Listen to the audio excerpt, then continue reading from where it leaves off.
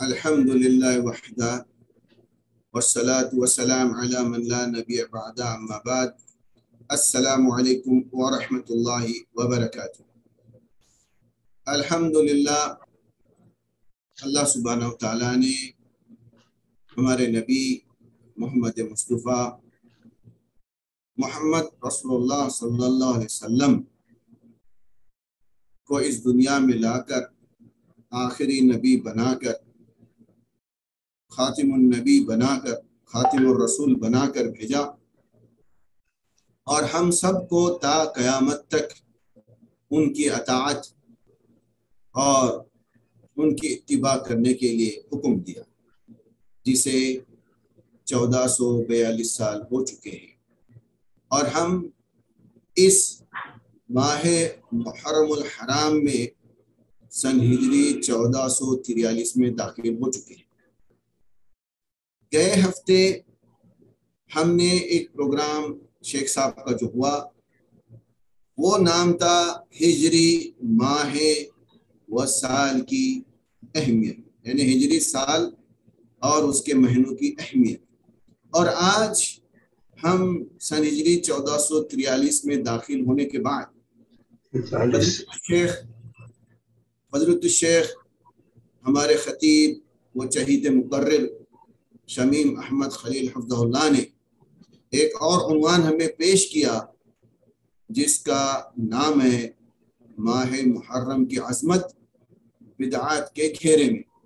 تو آئیے فضیلت الشیخ سے آج ہم اس عنوان پر ماہ محرم کی عظمت کو قرآن سے اور رسول اللہ صلی اللہ علیہ وسلم کے صحیح احادیث سے سمجھتے ہیں، اور ساتھ ہی ساتھ جو چیز قرآن میں نہیں ہے، رسول اللہ صلی اللہ علیہ وسلم کے قول و فعل اور تقریر میں نہیں ہے،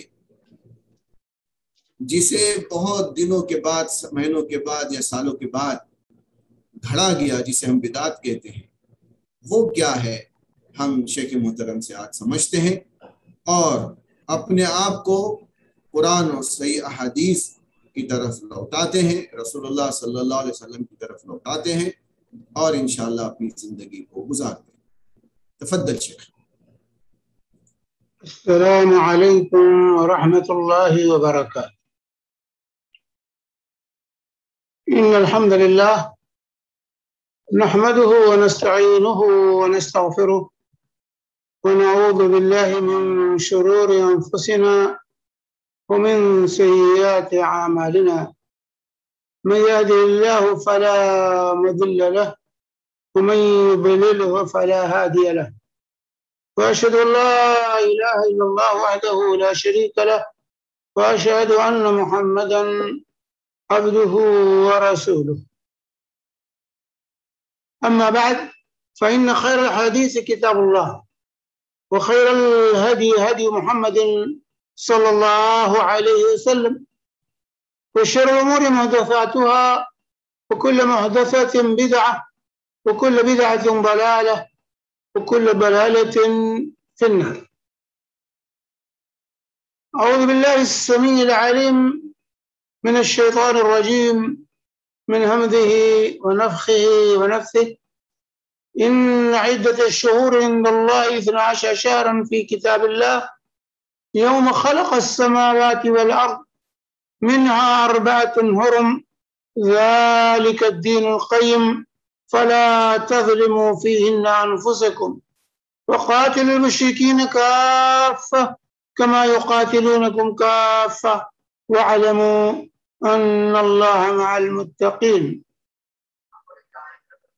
وقال النبي صلى الله عليه وسلم كما رواه أبو بكر رضي الله عنه: إن الزمان قد استدار كهيئته يوم خلق السماوات والأرض، السنة 12 شهرا منها 4 حرم 3 متواليات، ذو القعدة وذو الحجة والمحرم ورجب مضر بين جمادى وشعبان، متفق عليه. رب اشرح لي صدري ويسر لي أمري واحلل عقدة من لساني يفقهوا قولي. اللهم صل وسلم على عبدك ونبيك محمد وعلى آله وصحبه أجمعين. قابل احترام سامعین اور معزز خواتین اسلام،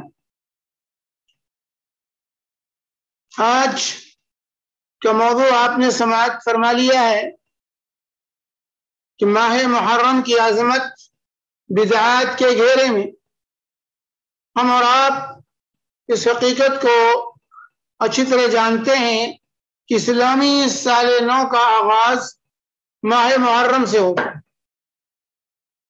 اس کا نام اس کی عظمت پر شاہد ہے۔ محرم نام اس مہینے کا اس کی عظمت کی دلیل ہے۔ آج سے نہیں بلکہ اس کی عظمت ابتدائے آفرینش سے مسلم رہی ہے۔ اللہ تعالیٰ نے قرآن پاک کے اندر سورہ توبہ کی آیت نمبر 36 میں اس ماہ مبارک کا تذکرہ فرمایا ہے اور اس کی عظمت کو بیان کیا ہے۔ چنانچہ اللہ تعالیٰ نے ارشاد فرمایا ان عدت الشہور عند اللہ 12 شہرا فی کتاب اللہ، جو خطبہ مسنونہ میں ابھی آپ کے سامنے آیت کریمہ پڑھی گئی ہے، جس کے اللہ تعالیٰ فرماتا ہے کہ مہینوں کی گنتی اللہ کے نزدیک اللہ کی کتاب میں 12 ہے، اس دن سے جس دن آسمان و زمین کی اللہ نے تخلیق فرمائی۔ ان میں سے ان 12 مہینوں میں سے 4 مہینے حرمت والے مہینے ہیں، لہذا دین کے بنیادی اصول یہی دین قیم ہے۔ ان مہینوں میں تم اپنے نفسوں پر ظلم نہ ڈھاؤ، ان مہینوں میں اپنے نفسوں پر ظلم نہ ڈھاؤ تم تمام، اور اس کے بعد فرمایا تم تمام مشرکوں سے اسی طریقے سے جہاد کرو جیسے وہ تم سے جہاد کرتے جو لڑتے ہیں، لیکن یاد رہے اللہ متقیوں کے ساتھ۔ اور حدیث پاک جو آپ کے سامنے پیش کی گئی ہے کہ بخاری و مسلم کی متفق علیہ روایت ہے، ابو بکر رضی اللہ تعالی عنہ اس کے راوی ہیں کہ حجۃ الوداع کے موقع پر اللہ کے نبی صلی اللہ علیہ وسلم نے منی میں جو ہے خطاب کرتے ہوئے فرمایا تھا ان الزمان قد استدار کہتے یوم خلق السماوات، کہ زمانہ گھومتے پھرتے اسی حالت پر آ چکا ہے جس حالت پر اس دن تھا جس دن اللہ تعالیٰ نے آسمان و زمین کی تخلیق فرمائی تھی۔ سال میں 12 مہینے ہوتے ہیں اور ان 12 مہینوں میں 4 مہینے حرمت والے ہیں، اور 4 مہینوں میں سے 3 مہینے ایک ساتھ ہیں اور 1 مہینہ تنہا ہے۔ 3 مہینے جو ایک ساتھ ہیں وہ ذوالقعدہ، ذوالحجہ اور محرم ہے، اور 1 مہینہ جو تنہا ہے وہ رجب و مدر کا رجب ہے جو جمادہ اور شعبان کے درمیان آتا ہے۔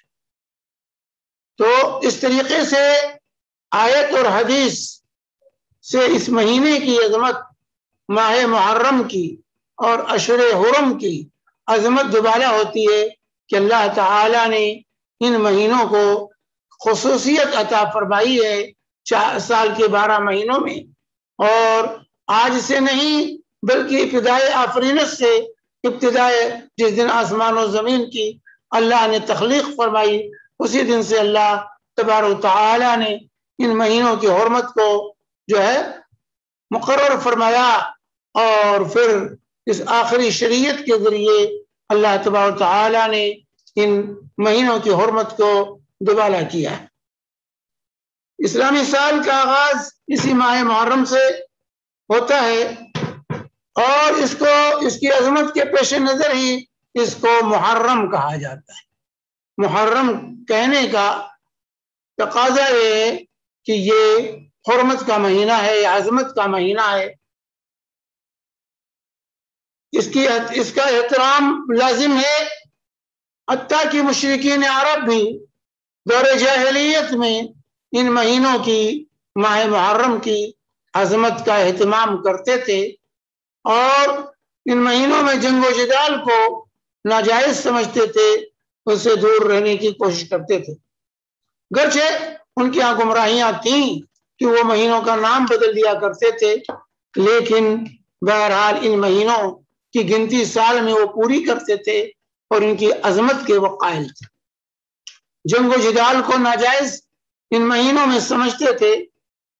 اسلام آیا، رسول پاک صلی اللہ علیہ وسلم کی بعثت ہوئی، 3 مہینوں کی عظمت کو برقرار ہی نہیں رکھا گیا، بلکہ ان کی عظمت میں مزید اضافہ ہوا، اور اللہ تعالی نے واضح طور سے فرما دیا فلا تظلموا فیہن انفسکم، ان مہینوں میں اپنے نفسوں پر ظلم نہ ڈاؤ، یعنی مہینوں کی تعظیم اور احترام کرتے ہوئے اپنے دامن کو گناہ و معصیت کے کاموں سے دور رکھو اور نیکی کے کاموں میں سبقت کرنے اور آگے بڑھنے کی کوشش کرو۔ فلا تظلموا فیہن انفسکم، اس کا مطلب یہ نہیں ہے کہ دوسرے مہینوں میں ارتکاب معصیت کی چھوٹ دی گئی ہے، نہیں، بلکہ پورے سال اور سال کے پورے ماہ اور مہینے کے تمام ایام اور گھڑیوں میں گناہوں سے بچنے اور نیکیوں میں سبق کرنے کا اہتمام جاری رکھتے ہوئے ان مہینوں میں، حرمت والے مہینوں میں زیادہ اہتمام کرنا ہے، کیونکہ ان مہینوں کی عظمت کے پیش نظر جو ہے گناہ کی سنگینی اس مہینے میں بڑھ جاتی ہے، گناہ کی سنگینی، معصیت کی سنگینی اس مہینے میں بڑھ جاتی ہے۔ جیسے کوئی کہتا ہے کہ مسجد میں شراب نہ پیو، مسجد میں جھوٹ نہ بولو، اس کا مطلب یہ نہیں ہے کہ مسجد سے باہر شراب پینا جائز ہے یا مسجد سے باہر جھوٹ بولنا جائز ہے، نہیں، مسجد کے احترام کی خاطر اس طرح کی چیزیں کہی جاتی ہیں کہ مسجد کے احترام کا مزید خیال رکھو۔ باہر بھی یہ چیزیں حرام ہیں، لیکن اگر تم مسجد میں یہ حرام کام کرو گے تو اس کے گناہ کی سنگینی بڑھ جاتی ہے۔ مسجد کا احترام پامال ہوتا ہے۔ اسی طرح اللہ تبارک و تعالی نے فرمایا الحج اشہر معلومات فمن فرض فیہن الحج فلا رفث ولا فسوق ولا جدال فی الحج، یہ جو ہے حج کے مشہور معلوم مہینے ہیں، جو شخص ان مہینوں میں حج کو اپنے اوپر واجب کر لے، یعنی حج کا احرام باندھ لے، تو فلا رفث ولا فسوق ولا جدال فی الحج، تو جو ہے وہ شہوانی باتوں، فسق و فجور اور لڑائی جھگڑا کرنے سے بچا رہے۔ اس کا مطلب یہ نہیں ہے، یہ احرام کی حالت میں نہیں ہے یہ چیزیں جائز، اس کا یہ مطلب ہرگز نہیں ہے کہ احرام کی حالت میں نہ ہو تو فسق و فجور لڑائی جھگڑا جائز۔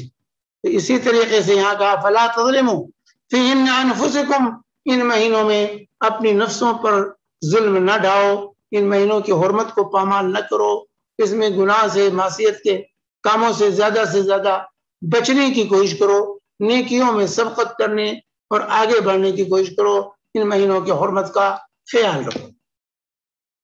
اسی طریقے سے اس مہینے کے اندر اور تمام اشہر حرم میں قتال سے منع کیا گیا، جنگ و جدال سے، لڑائی سے اللہ تبارک و تعالی نے منع فرمایا، چنانچہ اللہ تعالیٰ کے ارشاد ہے سورہ المائدہ میں یا ایھا الذین آمنوا لا تحلوا شعائر اللہ ولا الشہر الحرام، اے ایمان والو اللہ کے شعائر کی بے حرمتی نہ کرو اور حرمت والے مہینوں کی، تو شعائر اللہ کی حرمتی اور اسی طرح اشہر حرم کی بے حرمتی کو حرام کیا گیا، اور اسی طریقے سے اس مہینے کا خیال رکھنے کا، اس میں جنگ و جدال کو منع کیا گیا۔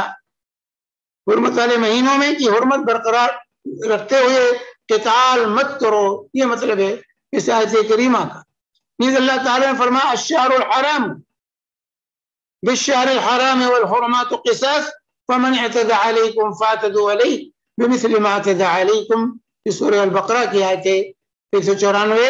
حرمت والے مہینے حرمت والے مہینوں کے بدلے میں ہیں، اور حرمتیں ادلے بدلے کی ہیں، جو تم پر زیادتی کرے تو تم بھی اس پر اسی کے مثل زیادتی کرو، یعنی اگر کوئی پہل کرتا ہے تو تم جواب دے سکتے ہو، لیکن ان مہینوں میں قتال سے اصلا تمہیں دور رہنا ہے، لیکن اگر تم پر کوئی حملہ کرتا ہے، کوئی زیادتی کرتا ہے، تو اس کے جواب دینے کی تمہیں اجازت ہے۔ اسی طرح اللہ تعالیٰ نے سورہ البقرہ ہی میں 217 نمبر کی آیت میں فرمایا یسألونک عن الشہر الحرام قتال فیہ قل قتال فیہ کبیر وصد عن سبیل اللہ وکفر بہ والمسجد الحرام واخراج اہلہ منہ اکبر عند اللہ والفتنة اکبر من القتل۔ کہ لوگ آپ سے اشہر حرم کے بارے میں پوچھتے ہیں، حرمت والے مہینوں کے بارے میں قتال کے سلسلے میں پوچھتے ہیں، کہہ دیجئے جو ہے قل قتال فیہ کبیر، حرمت والے مہینوں میں قتال کرنا، جنگ کرنا، یہ بہت بڑا جرم ہے، بہت بڑا پاپ ہے، کبیر، بڑی چیز ہے، نہیں کرنا چاہیے۔ لیکن اللہ نے فرمایا وصد عن سبیل اللہ، اللہ کے راستے سے روکنا، وکفر بہ، اللہ کے ساتھ کفر کرنا، اور مسجد حرام سے لوگوں کو روکنا، مسجد حرام سے لوگوں کو نکال باہر کرنا، یہ اللہ کے نزدیک اس سے کہیں زیادہ بڑا ہے۔ اور فتنۃ اکبر من القتل، اور شرک اور کفر جو ہے قتل سے بڑھ کر جرم ہے۔ یہ آیت کریمہ کے سلسلے میں جیسا ہے کہ صحابہ کی ایک جماعت کو، ایک ٹولی کو اللہ کے نبی صلی اللہ علیہ وسلم نے بھیجا تھا، لیکن وہ جا کر کے انجانے میں انہوں نے کفار کے ایک جو ہے گروہ کو پکڑا اور جو ہے قتل کیا۔ تو اس پر کفار کی طرف سے یہ اعتراض ہوا تھا مسلمانوں پر کہ دیکھو یہ لوگ ماہ حرام کی بھی حرمت کا خیال نہیں رکھتے ہیں اور قتال کرتے ہیں۔ تو اس موقع پر آیت نازل ہوئی تھی یسألونک عن الشہر الحرام قتال فیہ قل قتال فیہ کبیر، اس میں قتال کرنا بڑا گناہ ہے، اس میں کوئی شک نہیں، لیکن کہا کہ جو ہے اللہ کے راستے سے روکنا، کفر کرنا، شرک کرنا، اللہ کے گھر سے لوگوں کو روکنا، یہ اس سے بڑا گناہ ہے۔ تو بہرحال اس کی حرمت ان آیات سے واضح ہوتی ہے کہ قتال ان مہینوں میں قتال کرنا، جنگ کرنا یہ حرام ہے، الا کہ دفاعی جنگ یہ جائز۔ اگر کوئی حملہ کرتا ہے تو اس صورت میں ہم اس کا جواب دیں گے، لیکن قتال کرنے میں پہل نہیں کریں گے۔ یہی توضیح حافظ ابن کثیر رحمہ اللہ نے تفسیر ابن کثیر میں، اور امام ابن القیم رحمہ اللہ نے زاد المعاد میں بیان کیے، اور امام ابن باز رحمۃ اللہ علیہ نے اپنی فتاوی میں، اور یہ شیخ ابن عثیمین رحمہ اللہ نے اپنی فتاوی میں اس کو تفصیل سے بیان کیا۔ چنانچہ امام ابن باز رحمہ اللہ مجموع الفتاوی میں بیان کرتے ہیں کہ علماء نے حرمت قتال سے متعلق اختلاف کیا ہے، لیکن جو ہے حرمت کا قول، دوسرا قول کہتے ہیں، ایک قول یہ ہے کہ جائز ہے قتال، دوسرا قول ہے کہ جو ہے قتال جائز نہیں ہے، منسوخ نہیں ہے، حرمت کا حکم باقی ہے، منسوخ نہیں ہے۔ اور عذر کہتے ہیں امام ابن باز رحمہ اللہ کہ عذر دلیل یہی قول راجح، عذر دلیل یہی قول راجح ہے۔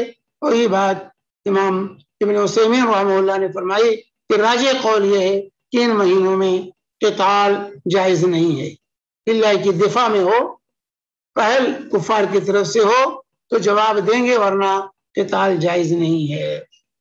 اور جابر رضی اللہ تعالی عنہ کے سلسلے میں مسند احمد کی ایک روایت ہے کہ اللہ کے نبی صلی اللہ علیہ وسلم نے فرماتے ہیں جابر رضی اللہ تعالی عنہ کہ لم یکن رسول اللہ صلی اللہ علیہ وسلم یغزو فی الشہر الحرام الا ان یغزا، کہ اللہ کے نبی صلی اللہ علیہ وسلم اشہر حرم میں، ان حرمت والے مہینوں میں قتال نہیں کرتے تھے، الا کہ آپ پر قتال مسلط کیا جائے اور پہل کی جائے۔ لوگ جب پہل کرتے تھے تو دفاع میں آپ قتال کرتے تھے ان مہینوں میں، ورنہ نہیں کرتے تھے۔ یہ مسند احمد کی روایت۔ آئیے آگے بڑھتے ہیں۔ اس مہینے میں ماہ محرم کی خصوصیات میں سے جو خصوصیت بنیادی جو ہے تمام اشہر حرم کے علاوہ، یہ خصوصیت یہ ہے کہ اس ماہ محرم میں صوم کو اہمیت دی گئی، اور اس مہینے کے صیام کا اہتمام کرنے کی طرف توجہ دلائی گئی ہے۔ نفلی صیام میں محرم کا صوم سب سے افضل، محرم کا صوم سب سے افضل اور بہتر قرار دیا گیا ہے، چنانچہ صحیح مسلم کی حدیث ہے، صحیح مسلم، ترمذی، ابو داؤد وغیرہ میں یہ روایت ہے کہ افضل الصیام بعد رمضان شہر اللہ المحرم وافضل الصلاة بعد الفریضہ صلاۃ اللیل، کہ افضل سیام جو ہے روزہ جسے کہتے ہیں ہم لوگ، کہ افضل سیام رمضان کے بعد، رمضان کے صوم کے بعد، کیونکہ رمضان کا صوم فرض ہے، تو فرض روزے کے بعد، صوم کے بعد جو ہے افضل سیام اللہ کے ماہ محرم کا، اللہ کا مہینہ شہر اللہ المحرم کا، اللہ کا مہینہ اس کو قرار دیا، تو اللہ کی طرف نسبت یہ اس مہینے کی عظمت کی واضح دلیل ہے کہ شہر اللہ کا، شہر اللہ المحرم، اللہ کے ماہ محرم کا صوم ہے، افضل صوم رمضان کے فرض روزوں کے بعد سب سے افضل صوم ماہ محرم کا صوم ہے۔ افضل الصلاۃ بعد الفریضہ صلاۃ اللیل، اور فرض صلاۃ کے بعد افضل صلاۃ صلاۃ اللیل ہے، تہجد ہے، قیام اللیل، یہ سب سے افضل صلاۃ ہے جس کا اہتمام ہمیں کرنا چاہیے۔ اس سے اندازہ لگائیے کہ سال بھر کے نفلی روزوں میں، نفلی صوم میں رمضان کے بعد جو ہے ماہ محرم کے صوم کو افضل صوم قرار دیا گیا ہے۔ اس حدیث سے معلوم ہوا کہ ماہ محرم میں نفلی سیام، ماہ محرم جو ہے نفلی سیام کا مہینہ ہے، جس قدر ہو سکے اس ماہ میں انسان کو کثرت سے صوم کا اہتمام کرنا چاہیے، کثرت سے روزہ رکھنا چاہیے اس مہینے میں، جیسے ایام بیض کے، پیر جمعرات کے سیام کا اہتمام ضرور اس ماہ مبارک میں کرنا چاہیے انسان۔ تمام سیام پورے مہینے میں افضل قرار دیا گیا، لیکن اس کی 10ویں تاریخ جس کو عاشورہ کہا جاتا ہے، عاشورہ کے معنی 10ویں تاریخ، عاشورہ یا عشرہ سے، عاشورہ کے معنی ہوتے ہیں 10ویں تاریخ، تو ماہ محرم کی 10ویں تاریخ کو عاشورہ کہا جاتا ہے، اور اس دن روزہ رکھنے کی بڑی فضیلت بیان کی گئی۔ چنانچہ صحیح مسلم کی حدیث ابو قتادہ رضی اللہ تعالی عنہ راوی ہے کہ سئل رسول اللہ صلی اللہ علیہ وسلم عن صوم یوم عرفہ قال يكفر السنة الماضية والباقية، وسئل عن صوم عاشوراء فقال يكفر السنة الماضية۔ رسول پاک صلی اللہ علیہ وسلم سے یوم عرفہ کے روزے کے بارے میں، سیام کے بارے میں سوال کیا گیا، تو آپ نے فرمایا یوم عرفہ کا صوم سال گزشتہ اور سال آئندہ کے گناہوں کا کفارہ ہے، اور آپ سے عاشورہ یعنی 10ویں محرم کے سیام سے متعلق سوال کیا گیا، تو آپ نے فرمایا یکفر السنۃ الماضیہ، سال گزشتہ کے گناہوں کا کفارہ ہو جاتا ہے، یعنی ایک دن آپ صوم رکھیں عاشورہ کا، سال بھر کے گناہ جو آپ سے ہو چکے ہیں اس کے لیے اللہ تعالی اس ایک دن کے صوم کو کفارہ بنا دیتا ہے، تمام گناہ میٹ دیتا ہے۔ اب میرے بھائی اس کے باوجود ہمارے اندر یہ جذبہ نہ پیدا ہو کہ ہم عاشورہ کا صوم رکھیں، تو ہم جیسا جو ہے بد نصیب اور ناقدرہ کوئی نہیں، یہ ناقدری ہے کہ اللہ تعالیٰ تو لٹا رہا ہے، اللہ تعالیٰ بخشنے کے لیے، معاف کرنے کے لیے تیار ہے، اعلان کر رہا ہے اور ہم تمہیں بخش دیں، تمہارے گناہوں کو میٹ دیں، لیکن ہمارے اندر کوئی حرکت نہ پیدا ہو، یہ ہماری بد نصیبی۔ یہ عاشورہ کا صوم جو ہے، صوم عاشورہ کی تاریخ کیا ہے، کب سے ہے؟ یہ دور جاہلیت سے، اسلام سے قبل دور جاہلیت میں کفار و مشرکین بھی عاشورہ کا روزہ رکھتے تھے۔ صوم عاشورہ کیا، 10ویں محرم کے صوم کا ان کے یہاں بھی اہتمام تھا۔ چنانچہ اس سلسلے میں ام المومنین عائشہ رضی اللہ تعالی عنہا کی روایت متفق علیہ، بخاری اور مسلم کی، کہتی ہیں کانت قریش تصوم عاشورہ فی الجاہلیہ وکان رسول اللہ सल्लल्लाहु अलैहि वसल्लम यसूम। ये दौर जाहिलियत है, कुरैश के लोग कुफ्फार मुशरिकीन आशूरा का सौम रखते थे एहतमाम के साथ, और रसूल पाक सल्लल्लाहु अलैहि वसल्लम भी सौम आशूरा का एहतमाम करते थे मक्का में भी। फलम्मा हाजर अल मदीना सामहु अमर बिसियामी, लेकिन जब मदीना हिजरत करके आप तशरीफ लाए तो खुद भी आशूरा का सौम रखा और लोगों को, मुसलमानों को भी सौम रखने का हुक्म फरमाया, फरमान जारी किया कि लोग आशूरा का रोजा रखें, इस सौम का एहतमाम करें। चुनांचे उसके बाद फरमाती है फलम्मा फुरिदा शहर रमजान, फलम्मा फुरिदा शहर रमजान, लेकिन जब रमजान का सौम फर्ज हुआ, क़ाल मन शाअ सामा व मन शाअ तरका, तो आपने फरमाया जो चाहे रखे और जो चाहे आशूरा का रोजा सौम न रखे। ये बुखारी मुस्लिम की मुत्तफ़क़ अलैह रवायत। तो ज़माने जाहिलियत में भी ये सौम था। इस हदीस से ये वाज़ेह होता है कि रमजान की फर्जियत से कबल आशूरा का सौम जो था ये फर्ज था, और रमजान की फर्जियत के बाद इसकी फर्जियत मनसूख हो गई, लेकिन इस्तेहबाब बाकी, मुस्तहब, ये सौम मुस्तहब है कि आशूरा का रोजा इस सौम का एहतमाम करें और इसका अजर सवाब साल भर के गुनाहों के कफारे की शक्ल में मिलेगा। ये रोजा, ये सौम जो है साल भर के गुनाहों का कफारा हो जाता है, गुनाहों को मेट देता है। अब आइए हम ये देखते हैं कि आशूरा के सौम की इतनी बड़ी फजीलत है, आखिर इसकी मशरूइयत का सबब क्या है? क्या इसके पीछे कोई तारीख है? ये सौम क्यों रखा जाता है? इसकी मशरूइयत की तारीख क्या है?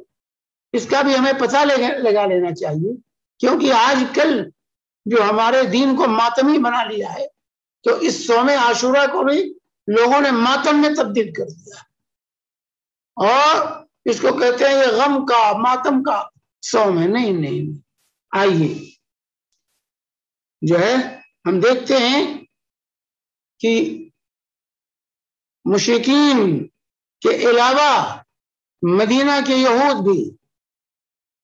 यहूदी भी सौम आशूरा का एहतमाम करते थे। वो भी आशूरा के दिन सौम रखते थे, जैसा कि अब्दुल्लाह बिन अब्बास रज़ी अल्लाह तआला अन्हुमा की हदीस है मुत्तफ़क़ अलैह बुखारी और मुस्लिम की, के फरमाते हैं कि क़दम नबी सल्लल्लाहु अलैहि वसल्लम अल-मदीना फ़वजद अल-यहूद यसूमूना आशूरा। अल्लाह के नबी सल्लल्लाहु अलैहि वसल्लम जब हिजरत करके मदीना तशरीफ लाए तो देखा कि यहूद भी आशूरा का रोजा रखते।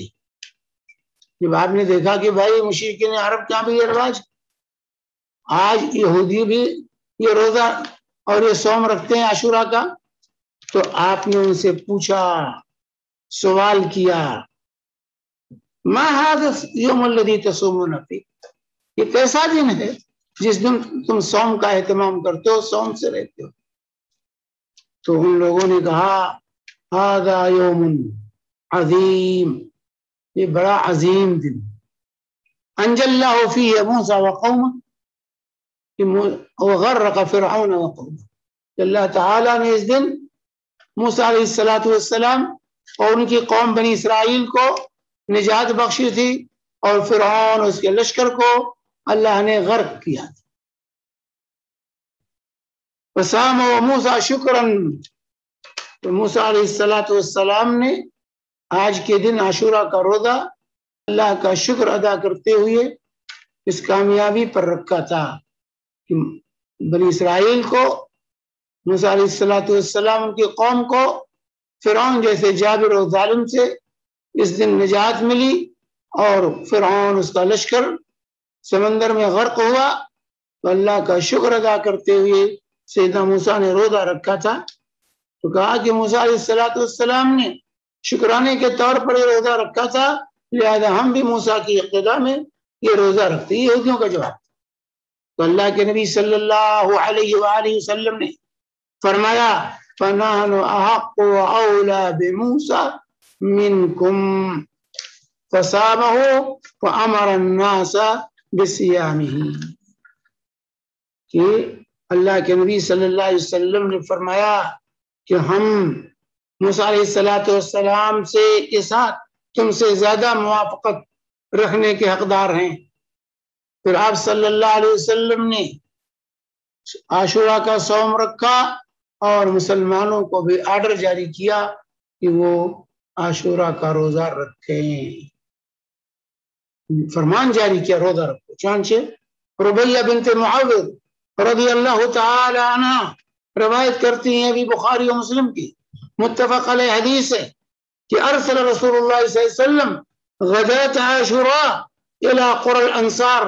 اللہ کے نبی صلی اللہ علیہ وسلم نے عاشوراء کی صبح انصار کی بستیوں میں اعلان کرایا کہ من اصبح مفطرا فلیتم بقیۃ یومہ ومن اصبح صائما فلیصم.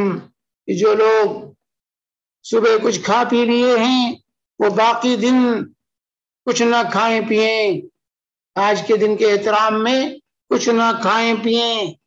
اور جن لوگوں نے صوم کی نیت کر لی ہے صبح صوم کی حالت میں کی ہے وہ لوگ اپنا صوم جاری رکھیں. یہ آرڈر جاری ہوا رسول پاک صلی اللہ علیہ وسلم کا. اور یہ آرڈر فرضیت کی دلیل ہے. رمضان کے روزے کی چاند کی خبر آپ کو دن میں ملے. پہلے سے خبر نہیں تھی. دن میں اطلاع آئی کہ رؤیت ہلال ثابت ہے. آج رمضان کی پہلی تاریخ ہے تو گرچہ آپ کھا پی چکے ہیں اب اس کے بعد آپ کھا پی نہیں سکتے. رمضان کے احترام میں آپ کو باقی دن بغیر کھائے پیے گزارنا ہوگا. یہاں بھی اللہ کے نبی صلی اللہ علیہ وسلم نے پیغام بھیجا کہ جو لوگ کھا پی لیے ہیں اب باقی دن کھانا پینا ترک کر دیں. اور جو لوگ صوم کی نیت سے صبح کیے ہیں وہ لوگ اپنا صوم جاری رکھیں. تو یہ صوم عاشوراء یہ فرضیت کی دلیل ہے کہ پہلے یہ صوم جو تھا عاشوراء کا یہ فرض تھا لیکن بعد میں جیسا عائشہ صدیقہ رضی اللہ تعالی عنہا کی روایت سے معلوم ہوا کہ بعد میں اس کی فرضیت منسوخ ہو گئی اور اس کا استحباب باقی رہا. حضرت ربیہ بنت معاوض کہتی ہیں کہ جب یہ آرڈر جاری ہوا تو ہم خود رکھتی تھیں اور اپنے بچوں کو بھی چھوٹے چھوٹے بچوں کو بھی صوم رکھواتی تھیں اور ان کے لیے اون کے کھلونے بناتی تھیں رنگین اونوں کے. اور جب بچے بھوک سے رونے لگتے تھے تو ان کو کھلونے دے کر ہم بہلاتی تھی. بچوں کو اپنے ساتھ مسجد لے جاتی تھی اور وہاں بہلاتی تھی ان کو جو ہے کھلونے دے کر تاکہ افطاری کا وقت آ جائے. افطاری کے وقت پھر ان کو کھانا دیتے تھے. یہ اہتمام تھا صحابیات کا صوم کے سلسلے میں. صوم کی جب فرضیت ہوئی تو خود رکھنا اور بچوں سے بھی رکھوانا. ہماری طرح نہیں بچے ابھی تم چھوٹے ہو ابھی صوم رکھنے کی ضرورت نہیں ہے. یہ صحابہ کا معمول نہیں تھا. تو حضرت ربیہ بنت معاوض رضی اللہ تعالی عنہ کی اس روایت سے یہ معلوم ہوا کہ صوم عاشوراء یہ پہلے فرض تھا اور یہ معلوم ہوا کہ اس کا اہتمام ہوتا تھا. صحابہ اہتمام کرتے تھے بچوں سے بھی رکھواتے تھے. اس کے بعد عاشوراء کا روزہ جاری رہا. حضرت عبداللہ بن عباس رضی اللہ تعالی عنہما روایت کرتے ہیں صحیح مسلم کی حدیث ہے کہ جب نبی کریم صلی اللہ علیہ وسلم نے حين صام رسول الله صلی اللہ علیہ وسلم يوم عاشوراء وامر بصيامه قالوا يا رسول الله هذا يوم تعظمه اليهود والنصارى فقال رسول الله صلى الله عليه وسلم فإذا كان عام المقبل إن شاء الله صمنا اليوم التاسع فلم يأتي عام المقبل حتى توفي رسول الله صلی اللہ علیہ وسلم. حدیث کا خلاصہ یہ ہے کہ جب اللہ کے نبی صلی اللہ علیہ وسلم نے عاشوراء کے صوم کا حکم جاری کیا اور مسلمان آپ بھی رکھتے رہے، مسلمان بھی اس کو رکھتے رہے، تو صحابہ کے یہاں ایک سوال پیدا ہوا کہ بھائی یہود بھی عاشورہ کے صوم کا اہتمام کرتے ہیں، ہم بھی اہتمام کرتے ہیں، اور ہمیں دوسری قوموں کی مشابہت اختیار کرنے سے منع کیا گیا ہے، تو اس میں تو مشابہت ہو رہی ہے۔ وہ بھی صوم رکھتے ہیں، ہم بھی صوم رکھتے ہیں عاشورہ کا، وہ بھی عاشورہ کی تعظیم کرتے ہیں، ہم بھی عاشورہ کی تعظیم کرتے ہیں، تو اس میں مشابہت ہو رہی ہے۔ تو اللہ کے نبی صلی اللہ علیہ وسلم سے جا کر عرض کیا صاحب، اور یہ آپ کی حیات طیبہ کا آخری سال تھا، آپ کی حیات طیبہ کا آخری سال تھا، وہاں جا کر کے یہ سوال کیا صحابہ نے، تو اللہ کے نبی صلی اللہ علیہ وسلم نے فرمایا فَإِذَا كَانَ عَامُ الْمُقْبِلِ، دوسری روایت میں لَئِنْ بَقِيتُ عَامَ الْمُقْبِلِ، اگر آئندہ سال میں رہا لَأَصُومَنَّ التَّاسِعَ، تو 9ویں کو بھی رکھوں گا، 9ویں کو بھی رکھوں گا، اور اس طرح یہودیوں کی مخالفت کروں گا کہ وہ صرف عاشورہ کو رکھتے ہیں اور ہم 9ویں اور 10ویں تاسوعہ اور عاشورہ دونوں دن کو جو ہے صوم رکھیں گے۔ لیکن ابن عباس فرماتے ہیں کہ جو ہے آئندہ فلم میں آتی عام المقبل، آئندہ سال ہونے سے پہلے توفی رسول اللہ صلی اللہ علیہ وسلم، اللہ کے نبی صلی اللہ علیہ وسلم کی وفات ہو گئی، اللہ کے رسول صلی اللہ علیہ وسلم وفات پا گئے۔ آج وفات کا انکار کرنے والے موجود ہیں، اپنے آپ کو محبان مصطفیٰ کہتے ہیں۔ حضرت ابن عباس کہتے ہیں اللہ کے نبی کی وفات ہو گئی آئندہ سال آنے سے پہلے پہلے۔ تو بہرحال جو ہے اللہ کے نبی صلی اللہ علیہ وسلم نے 9ویں کو بھی رکھنے کا ارادہ کیا تھا، اس لیے اب مستحب یہ ہے کہ 9 اور 10 ان دونوں دنوں کے صوم کا اہتمام کیا جائے، 9ویں اور 10ویں، اور اس طرح عاشورہ کا بھی ہو جائے، اور یہودیوں کی اور دوسری اقوام کی مشابہت سے بھی ہم بچ جائیں۔ 9ویں اور 10ویں ان دونوں دن میں صوم رکھنے کا اہتمام کرنا چاہیے۔ بعض روایات، ایک روایت کے اندر ہے صوموا قبل ہو یومن و بعد ہو یوما، لیکن یہ روایت کہ ایک دن سے پہلے ایک دن اس کے بعد صوم رکھو، لیکن یہ روایت ضعیف ہے۔ امام جو ہے ذہبی نے کہا کہ اس کے اندر، یہ مسند احمد اور بزار کی روایت ہے، اس کے اندر داؤد بن علی الہاشمی ہے جو کہ ضعیف ہے، وہ ضعیف ہے۔ میزان الاعتدال میں امام ذہبی نے اس کو ضعیف قرار دیا۔ یہ امام شوکانی نے نیل الاوتار میں جو ہے، اور امام البانی نے ضعیف الجامع میں اس روایت کو ضعیف قرار دیا ہے۔ صحیح ابن خزیمہ کی ایک روایت میں صوموا قبل ہو یومن او بعد ہو یومن، ایک دن پہلے یا ایک دن بعد روزہ رکھو، مخالفت کرتے ہوئے یہود کی۔ لیکن اس روایت کے اندر بھی اس کی سند بھی ضعیف، اس روایت کی سند امام البانی کیسے اسناد ہو ضعیف، اس کی سند بھی ضعیف ہے، لیکن موقوفاً مروی ہے، صحابی کے قول کی حیثیت سے یہ مروی ہے، اور اس کی سند کہتے ہیں صحیح ہے۔ تو بہرحال جو ہے 9ویں اور 10ویں کے صیام کا اہتمام انسان کو کرنا چاہیے، اور اگر کوئی شخص 9ویں کو نہیں رکھ سکا اور 10ویں تاریخ کا صوم رکھتا ہے، تو اگر 11 ملا لیتا ہے کوئی حرج نہیں، کیونکہ اولا مخالفت یہودیوں کی مقصود، اور ثانیاً یہ کہ جو ہے اس سلسلے میں کہ ماہ مبارک جو ہے نفلی روزوں کا، نفلی صوم کا مہینہ ہے، افضل الصیام کا اللہ کے نبی صلی اللہ علیہ وسلم نے، تو جتنے بھی دن آپ صوم رکھ سکیں رکھنا چاہیے انسان کو۔ تو اگر کوئی 9ویں کو نہیں رکھ سکا اور 10ویں 11ویں رکھ لیا تو اس میں کوئی حرج انشاءاللہ نہیں، لیکن بہتر یہ ہے کہ 9ویں اور 10ویں ان 2 دنوں میں صوم کا اہتمام کیا جائے، کیونکہ اللہ کے نبی صلی اللہ علیہ وسلم نے اس کا ارادہ ظاہر فرمایا تھا۔ اب آئیے ہم دیکھتے ہیں، یہ تو ہے اس مہینے کی عاقبت جو قرآن اور حدیث کے اندر واضح طور سے ہمیں بتلایا گیا ہے، اس کو بیان کیا گیا ہے کہ اس مہینے کا ہمیں احترام کرنا ہے، اس میں جنگ و قتال سے، اس کے اندر گناہوں کے ارتکاب سے، معصیت کے ارتکاب سے اس مہینے میں زیادہ سے زیادہ بچنا ہے، اور نیکیوں میں کثرت کرنی ہے، اور عاشورہ اور اسی طرح اس مہینے میں نفلی روزوں کا، نفلی سیام کا اہتمام کرنا، نفلی سیام کا اہتمام کرنا، یہ اس کی عظمت کا یہ تقاضا ہے۔ آئیے دیکھتے ہیں کہ اس ماہ میں بدعتوں نے کیسے گھیرا ڈالا اور بدعات کی کس قدر بہتات ہوئی ہے۔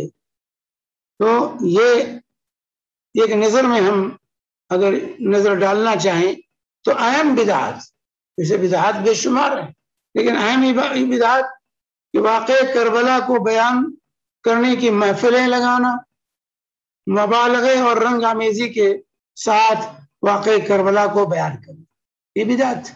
اس مہینے میں ایسی محفل اور مجلس سجانا جو عام طور سے ہم نے بمبئی میں جس کا مشاہدہ کیا ہے، کہ ہر گلی میں ہر پارٹی کے لوگ جو ہے، مختلف مسالک کے لوگ، چاہے دیوبندی ہوں، چاہے بریلوی ہو، چاہے شیعہ ہوں، سب کی محفلیں اس ماہ محرم میں سجتی ہیں اور وہ شہادت کا واقعہ، کربلا کا واقعہ جھوم جھوم کر لوگ بیان کرتے ہیں، اور اس میں جو ہے خوب نمک مرچ لگا کر لوگوں کو جو ہے گمراہ کیا جاتا ہے۔ تو اس واقع کربلا کو اس مہینے میں خصوصیت کے ساتھ بیان کرنا اور اسی من گڑت قصے کہانیوں کے ساتھ، یہ بدعت ہے جو اس مہینے میں انجام پا رہا ہے، جو ہمارے سنی بھائی بھی کرتے ہیں۔ دوسری چیز، صحابہ کرام پر سب و شتم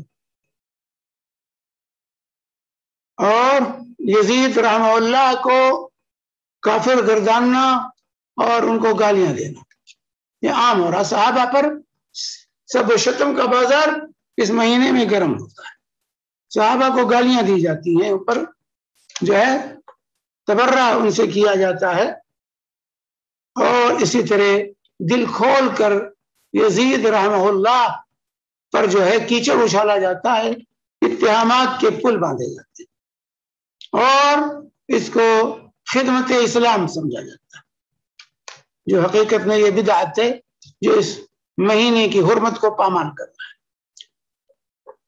تیسری بدعت کہ ماہ محرم کو سوگ کا مہینہ، غم کا مہینہ سمجھ کر شادی بیاہ سے روک رک جاتے اور اس مہینے ہی کو منحوس سمجھتے، کالے کپڑے پہن کر کے گھومتے، غم کا اظہار کرتے، یہ سوگ ہے بھائی، یہ بدعت ہے میرے بھائی۔ چوتھی چیز، 10 محرم عاشورہ کے دن تعزیہ نکالنا، علم بٹھانا، انہیں قابل تعظیم اور قابل پرستش سمجھنا، ان سے مرادیں مانگنا، منتیں مانگنا، ان کے نیچے گزرنے کو شفا یا بھی سمجھنا، یہ جو ہے چیزیں اس مہینے میں انجام پاتی۔ پانچویں چیز، کھچڑا اور حلیم پکانا، پانی اور شربت کی سبیلیں لگانا، اپنے بچوں کو ہرے رنگ کپڑے پہنا کر انہیں حسین رضی اللہ عنہ کا فقیر بنانا، یہ بھی ہوتا ہے۔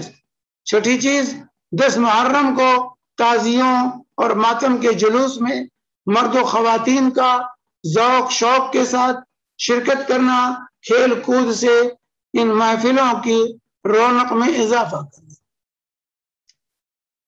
نمبر 7، دلدل ذوالجناحین یعنی 2 پر والے گھوڑے کے جلوس میں ثواب کا کام سمجھ کر شرکت کرنا، یہ پایا جاتا ہے۔ نمبر 8، اور یہ دلدل اور ذوالجناحین کے بارے میں کیا عقیدہ ہے کہ یہ گھوڑا جو نکالتے ہیں اس محرم میں، کہتے ہیں یہ اس گھوڑے کی نسل سے ہے جس گھوڑے پر کربلا میں حسین رضی اللہ تعالی عنہ سوار تھے۔ اندازہ لگائیے، جس گھوڑے پر حسین سوار تھے اس کی تو اتنی قدر کی نسل بعد نسل اس کی قدر کی جاتی ہے، اس کی تعظیم ہو رہی ہے، اور جن کے کندھوں پر حسین گھوما کرتے تھے، جو اپنے کندھوں پر حسن حسین کو لے کر مدینہ کی گلیوں میں گھومتے تھے، ابو بکر و عمر، ان کو گالیاں دی جاتی ہیں۔ اس گھوڑے کی نسل کی اتنی قدر ہو رہی ہے، اور وہ جو براہ راست حسن و حسین کو اپنے کندھوں پر بٹھا کر مدینہ کی گلیوں میں گھماتے تھے، ان کندھوں کی قدر نہیں ہے، ان کو گالیوں کا تحفہ دیا جاتا ہے، ان پر سب و شتم کیا جاتا ہے۔ یہ انصاف کی بات ہے۔ اور اسی طرح 8 نمبر 10 محرم کو مرثیہ خوانی، سینہ کوبی اور آگ میں چھلانگ لگانا، اپنے آپ کو زخمی کرنا، ماتم نوحہ خوانی میں شرکیہ کلمات ادا کرنا، یہ تمام چیزیں اس دن انجام پاتی ہیں جو اس کی عظمت کو پامال کر رہی ہیں۔ اندازہ لگائیے، نمبر 9 10 محرم کو اظہار غم کی خاطر زیب و زینت اور عمدہ لباس کو چھوڑ کر ننگے سر پاؤں اور ننگے بدن رہنا، یہ بھی۔ نمبر 10 محرم کو حسین رضی اللہ تعالی عنہ کے نام پر نظر و نیاز اور فاتحہ دینا۔ نمبر 11 جو ہے اس میں دن جو ہے خوشی کا اظہار کرنا، اپنے بچوں کو نئے جوڑے پہنانا، اچھے سے اچھا کھانا پکا کر، کچھ لوگ یہ بدعت بھی کرتے ہیں، اچھے سے اچھا کھانا پکانا، کہتے ہیں آج کے دن اچھا کھانا پکاؤ گے کھاؤ گے تو پورے سال ملے، آج کے دن جو جوڑا اچھا پہنو گے تو پورے سال پہنتے رہو گے۔ یہ بدعت بھی اس مہینے میں جو ہے اس دن عاشورہ کی مناسبت سے، محرم کی مناسبت، اور اس کے علاوہ بے شمار بدعات ہیں۔ قبروں کو زندہ کرنا، قبروں کو تازہ کرنا، پرانی قبروں پر مٹی ڈالنا، چونا لگانا، اور اس طریقے سے یہ بدعت بھی اس مہینے میں پائی جاتی ہے۔ ہر علاقے میں الگ الگ بدعتیں جو ہے رواج پذیر ہیں اس مہینے میں۔ اب آئیے ہم دیکھتے ہیں یہاں پر کہ بدعات محرم کا اصل سبب کیا ہے، یہ بدعتیں کیوں پیدا ہوئی، اس پر پہلے ہماری نگاہ ہونی چاہیے۔ محرم میں یہ بدعات کہاں سے پیدا ہوئی، کہاں ان کی جڑ ہے؟ تو جو ہے حسین رضی اللہ تعالی عنہ کی شہادت، سیدنا حسین رضی اللہ تعالی عنہ کی شہادت، یہ بدعات محرم کا اصل سبب ہے۔ بدعات محرم کا اصل سبب جس کو قرار دیا گیا ہے اور جس کی وجہ سے یہ ساری بدعتیں ایجاد کی گئی ہیں، وہ اصل سبب کیا ہے؟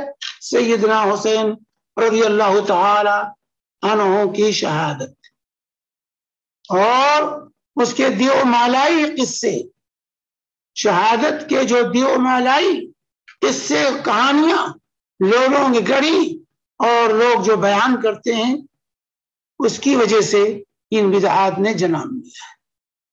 اس قدر جھوٹ بولا اور لکھا گیا کہ اس سے قبل کی تمام شہادتیں طاق نسیاں میں چلی گئی، لوگ بھول گئے اور شہادتوں کا کوئی ذکر ہی نہیں رہا۔ چانچہ سیدنا حمزہ، سیدنا عمر، سیدنا عثمان، سیدنا علی، اصحاب شہدائے بدر، شہدائے احد رضی اللہ عنہم اجمعین کو بھلا دیا گیا۔ سیدنا عثمان رضی اللہ تعالیٰ عنہ کی مظلومانہ شہادت، جنہیں مدینہ النبی میں ان کے گھر کے اندر 40 دن تک محصور کر دیا گیا تھا، پانی کھانا سب بند کر دیا گیا تھا، اور جن صحابہ اور ازواج مطہرات جب ان تک کھانا اور پانی پہنچانے کی کوشش کرتے تھے، ان کے ساتھ بدتمیزیاں کی جاتی تھی۔ بحالت صوم، تلاوت کی حالت میں بے دردی کے ساتھ ان کے گھر میں حضرت عثمان رضی اللہ تعالیٰ کو ذبح کر دیا گیا۔ اس کی کوئی قدر قیمت نہیں۔ موازنہ کر لیجئے سیدنا حسین کی شہادت اور سیدنا عثمان کی شہادت کے درمیان، کس کی شہادت عظیم ہے؟ عثمان کی شہادت زیادہ مظلومانہ ہے کہ سیدنا حسین کی شہادت؟ لیکن حسین کی شہادت سب یاد ہے، عثمان کی شہادت کا کوئی ذکر کرنے والا نہیں۔ شہدائے بدر، شہدائے احد کہاں گئے؟ حضرت حمزہ کی شہادت کہاں گئی؟ سیدنا عمر اور سیدنا علی کی شہادت کہاں گئی؟ کیوں اس قدر جو ہے اس کو ہوا دیا گیا اور یہ تمام شہادتوں پر پانی پھیر دیا گیا؟ اللہ واسطے کوئی بتائے کہ سیدنا حمزہ، سیدنا عمر، علی، سیدنا عثمان رضی اللہ عنہ کا مرتبہ مقام بلند ہے یا سیدنا حسین کا مقام ہے؟ کون افضل ہے؟ علی افضل ہے یا سیدنا حسین افضل ہے؟ عثمان افضل ہے یا سیدنا حسین افضل ہے؟ ابو بکر عمر افضل ہے یا سیدنا حسین افضل ہے؟ افضلیت موازنہ کیجیے، کون افضل ہے سب سے زیادہ؟ آخر ان کو کیوں نظر انداز کیا گیا؟ اور سیدنا حسین ہی کی ایک شہادت تاریخ اسلام میں رہی ہے۔ اسلام کی تاریخ شہادتوں سے بھری پڑی ہوئی ہے، شہادتوں سے بھری پڑی ہوئی ہے۔ آخر شہادت حسین کو اس قدر کیوں ہوا دی گئی، کیوں اچھالا گیا کہ اسلام کی تمام شہادتوں پر لوگوں نے پانی پھیر دیا؟ اہل سنت کو اس پر غور کرنا چاہیے۔ آج ان بدعات کا شکار شیعہ کے ساتھ سنی مسلمان بھی ہیں۔ کم سے کم ہوش کے ناخن لینا چاہیے اپنے آپ کو سنی کہنے والوں کو۔ بھلا بتائیے آخر ایسا کیوں ہوا ہے؟ یہ قابل غور چیز ہے۔ تو سیدنا حسین رضی اللہ تعالی عنہ سے پوچھتے کیسے شہادت ہوئی؟ سیدنا حسین اس کی یہ موضوع اپنی جگہ پر ہے، لیکن یہ واضح رکھیں کہ سیدنا حسین رضی اللہ تعالی عنہ کی شہادت دراصل سیدنا عثمان رضی اللہ تعالی عنہ کی شہادت کا تسلسل اور امتداد ہے۔ عبداللہ بن سبا یہودی کی قیادت میں جو سبائی تحریک اٹھی اور غلط پروپیگنڈا کر کے سیدنا عثمان رضی اللہ تعالی عنہ کو مظلومانہ طریقے سے بے دردی کے ساتھ قتل کیا گیا، صحابہ کرام ازواج مطہرات کے سامنے گستاخیاں کی گئی، جس کے نتیجے میں جنگ جمل اور جنگ صفین جو ہے پیش آئے، اسی کا تسلسل تھا، اسی سبائی تحریک کی سازش کا یہ تسلسل چلتا آ رہا تھا، اور جو واقع کربلا کی شکل میں پیش آیا میرے بھائیوں، تو اصل وہاں سے شروع ہو رہا ہے، وہاں سے شروع ہو رہا ہے، ختم کربلا پہ ہو رہا ہے۔ وہی سبائی تحریک، وہی سبائی گنڈے ہر جگہ دندناتے رہے، انہی کی کارستاری آ رہی ہے۔ لیکن مکار میڈیا ہوتی ہے، جیسے آج کی میڈیا کچھ کا کچھ بنا دیتی ہے، اسی طریقے سے مکار قصہ گو پیدا ہوئے، انہوں نے واقع کربلا کو کچھ کا کچھ بنا دیا، اپنا جرم دوسروں کے سر تھوپ دیا، اور اپنا جو ہے بری اپنے آپ کو قرار دے لیا۔ اصل یہ ہوا ہے۔ لوگ ہمارے سنی بھائی، ان کو پڑھنے کی توفیق، اور مسلمان ویسے نہیں پڑھتا، اور ہمارے سنی بھائی اور نہیں پڑھتے، اپنے آپ کو اہل سنت کہنے والے مطالعہ نہیں کرنا چاہتے۔ آج تو کہتے ہیں سندوش کا زمانہ ہے، کوئی لمبی تقریر نہیں سننے کے لیے، کوئی کتاب پڑھنے کے نہیں، مولوی صاحب 5 منٹ کا پروگرام چاہیے، 5 منٹ میں خاک سمجھیں گے دین کو؟ سندوش کھا کے نہیں جسم کو قوت ملے گی، بریانی کھائیے، پورا ڈش کھائیے، تب جسم کو قوت ملے گی۔ یہ سندوش پر گزار کر کے جسم کو قوت نہیں ملے گی۔ اسی لیے دین سیکھنا ہے تو فل کورس کیجئے، مطالعہ کیجئے، پڑھیے تاریخ کو، پڑھیے قرآن و حدیث کو، سمجھیے عقیدے کو، تب صحیح پتا چلے گا کہ حقیقت کیا ہے۔ تو یہاں پر سیدنا حسین رضی اللہ تعالی عنہ کی شہادت، اصل یہ سیدنا عثمان رضی اللہ تعالی عنہ کی شہادت کا تسلسل ہے، اور تسلسل چلتا رہا۔ سبائیوں کی گرفت صحیح نہیں ہو پائی، وہ چلتا رہا، اور جو ہے اس نتیجے پر لوگ پہنچے۔ آئیے اب ہم ایک نظر میں یہ دیکھتے ہیں کہ بدعتیں کب پیدا ہوئی، ان کا جنم دن کیا ہے، ان بدعات کا جنم دن کیا ہے؟ کیا شہادت حسین کے بعد یہ شروع ہو گیا فوراً؟ تو دیکھیے حادثہ کربلا یہ 10 محرم 61 ہجری میں پیش آیا. 10 محرم 61 ہجری یعنی رسول پاک صلی اللہ علیہ وسلم کی وفات کے 50 سال بعد، 50 سال بعد واقع کربلا پیش آیا ہے. واقع کربلا 10 محرم 61 ہجری مطابق 12 اکتوبر 680 عیسوی کو یہ پیش آیا ہے. یعنی دین کی تکمیل اور رسول پاک صلی اللہ علیہ وسلم کی وفات کے 50 سال بعد تقریباً جو ہے یہ حادثہ پیش آیا. اب اس مناسبت سے جو چیزیں ایجاد کی گئی ہیں ان کی بدعت ہونے میں کوئی شک ہوگا؟ بھائی شہادت سے متعلق جو چیزیں ایجاد ہوئی ہیں ان کو سنت کہیں گے یا بدعت کہیں گے؟ یہ رسول پاک صلی اللہ علیہ وسلم کے 50 سال بعد جو چیز رونما ہوئی اور اس مناسبت سے جو رسمیں ایجاد کی گئیں ان کو کیا کہیں گے؟ سنت کہیں گے یا بدعت کہیں گے؟ اور پھر یہ حادثے کربلا کے بعد فوراً یہ چیزیں وجود میں نہیں آئیں، بلکہ قرون ثلاثہ پہلی صدی، دوسری صدی، تیسری صدی ہجری میں اس کا کوئی گزر نہیں تھا، جس کو اللہ کے نبی صلی اللہ علیہ وسلم نے خیر القرون قرار دیا. خیر الناس قرنی ثم الذین یلونہم ثم الذین یلونہم، کہ بہترین دور ہمارا دور، پھر اس کے بعد کا 3 ادوار کو 3 صدیوں اور ان کے لوگوں کو کی جو ہے اللہ کے نبی صلی اللہ علیہ وسلم نے خیر القرون کہا. صحابہ تابعین تبع تابعین یہ 3 ادوار کو خیر القرون کہا گیا. ان 3 ادوار میں یہ چیزیں نہیں تھیں، یاد رکھ، خیر القرون میں چیزیں نہیں تھیں. چانچہ اس کا آغاز کہاں سے ہوا؟ اس کا آغاز خلافت عباسیہ کے زمانے میں.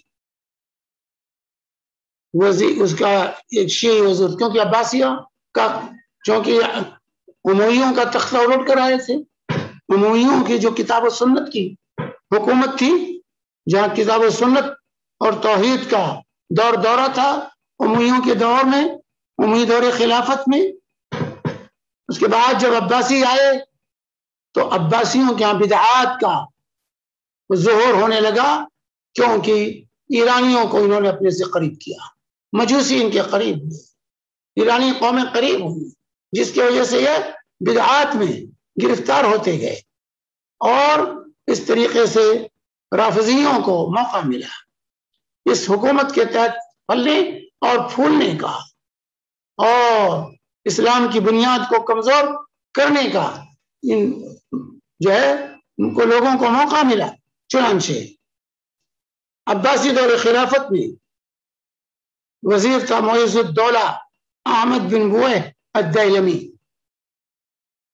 معیز الدولہ احمد بن بوئے الدیلمی خلیفہ صرف نام کے ہوتے، خلفاء صرف نہیں. 351 18 ذی الحجہ 351 میں یہ معیز الدولہ احمد بن بوئے الدیلمی نے بغداد میں عید غدیر منانے کا حکم جاری کیا.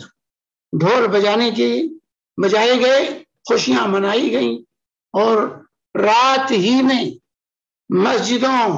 جامع مسجد بغداد کی جامع مسجد کے دروازے پر سب و شتم کی یہ عبارت لکھ دی گئی: لعن اللہ المعاویہ بن ابی سفیان ومن غصب فاطمہ فدکہ ومن منع من دفن الحسین حسن عند جدہ ومن نفع ابا ذر ومن اخرج العباس عن الشورى. یہ عبارت، یہ تبرہ جو ہے کہ عبارت جو ہے جامع مسجد بغداد کے دروازے پر لکھ دی گئی. کیا ترجمہ ہے؟ اللہ تعالیٰ یہ کہتے ہیں نقل کفر نباشد، یہ کفریہ کلمہ ہے. معاویہ بن ابی سفیان غاصبین فدق، امام حسن کو روزے نبی میں دفن کرنے سے روکنے والوں، ابو ذر کو جلا وطن کرنے والوں، عباس کو شورا سے خارج کرنے والوں پر لعنت، یعنی تمام صحابہ پر یہاں اس عبارت میں لعنت بھیجی گئی ہے۔ یہ تاریخ ابن اثیر میں جو ہے پڑھی جا سکتی ہے، عبارت موجود البدایہ والنہایہ میں بھی۔ جب یہ عبارت لکھی گئی تو کسی غیرت مند سنی کو غیرت آئی، موقع ملا اور رات میں یہ عبارت اسے مٹا دی، جا کر یہ عبارت مٹا دی۔ معیز الدولہ نے پھر لکھوانے کا حکم دیا، لکھوانے کا ارادہ کیا اور حکم دیا، لیکن اس کے ایک وزیر معلبی نے کہا، مشورہ دیا کہ نہیں اتنی لمبی عبارت نہ لکھو، صرف معاویہ کا نام لکھو اور آل محمد کا نام بڑھا دو، الظالمین لآل محمد، الظالمین لآل محمد، لعن اللہ معاویہ بن سفیان والظالمین لآل محمد لکھ دو کہ معاویہ بن ابی سفیان پر لعنت ہو اور آل بیت پر ظلم کرنے والوں پر لعنت، یہ لکھوا دو۔ یاد رہے یہ غدیر خم کا جو پروسہ ان لوگوں نے شروع کیا، یہ 18 ذی الحجہ، یہ حضرت عثمان رضی اللہ تعالی عنہ کی شہادت کی تاریخ ہے۔ 18 ذی الحجہ سن 35 ہجری میں سیدنا عثمان رضی اللہ تعالیٰ عنہ کو ان کے گھر میں مدینہ کے اندر روزے کی حالت میں، قرآن کی تلاوت کی حالت میں ان کو شہید کیا گیا تھا ظالمانہ طور سے۔ تو حقیقت میں غدیر خم کا یہ جشن حضرت عثمان رضی اللہ تعالی عنہ کی شہادت کا جشن ہے، جو شیعہ ہر سال مناتے ہیں، اور آج کل کے شیعہ کا عقیدہ ہے کہ عید غدیر جو ہے عید الاضحیٰ سے زیادہ بلند درجہ رکھتا ہے، عید غدیر کا درجہ عید الاضحیٰ سے بڑھ کر۔ اس کے بعد یہ تو 351 ہجری میں یہ انجام شروع ہوا، یہ سلسلہ شروع ہوا، اور 352 ہجری کے آغاز پر معیز الدولہ نے یہ حکم جاری کیا، فرمان نامہ حکومت کا، کہ 10 محرم کو حضرت امام حسین امام حسین نہیں کہنا چاہیے، سنی لوگ بھی امام حسین، امام حسن، امام علی کہتے نہیں، امام اور علیہ السلام یہ دونوں شیعوں کی ایجاد ہے، اس سے بچنا چاہیے، رضی اللہ عنہ کہنا چاہیے، اور جو ہے امام نہیں استعمال کرنا چاہیے۔